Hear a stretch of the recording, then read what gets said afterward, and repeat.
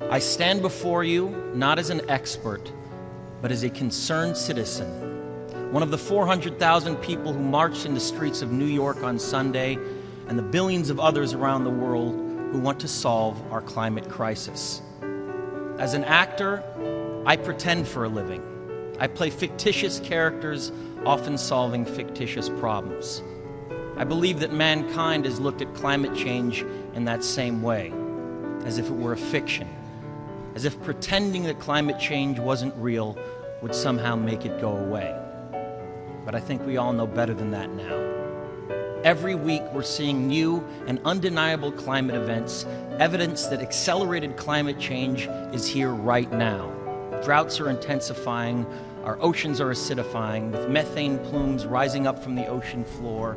We are seeing extreme weather events and the West Antarctic and Greenland ice sheets melting at unprecedented rates, decades ahead of scientific projections. None of this is rhetoric, and none of it is hysteria. It is fact. The scientific community knows it, industry knows it, governments know it, even the United States military knows it. The chief of the U.S. Navy's Pacific Command, Admiral Samuel Locklear, recently said that climate change is our single greatest security threat. My friends, this body, perhaps more than any other gathering in human history, now faces this difficult but achievable task. You can make history, or you will be vilified by it. To be clear, this is not about just telling people to change their light bulbs or to buy a hybrid car. This disaster has grown beyond the choices that individuals make.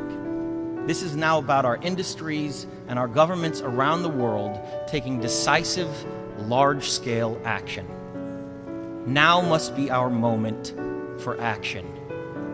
We need to put a price tag on carbon emissions and eliminate government subsidies for oil, coal, and gas companies.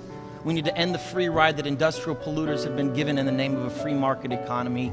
They do not deserve our tax dollars. They deserve our scrutiny, for the economy itself will die if our ecosystems collapse. The good news is that renewable energy is not only achievable, but good economic policy. This is not a partisan debate, it is a human one. Clean air and a livable climate are inalienable human rights. And solving this crisis is not a question of politics, it is a question of our own survival. This is the most urgent of times and the most urgent of messages. Honored delegates, leaders of the world, I pretend for a living, but you do not. The people made their voices heard on Sunday around the world, and the momentum will not stop. But now it is your turn. The time to answer humankind's greatest challenge is now. We beg of you to face it with courage and honesty. Thank you.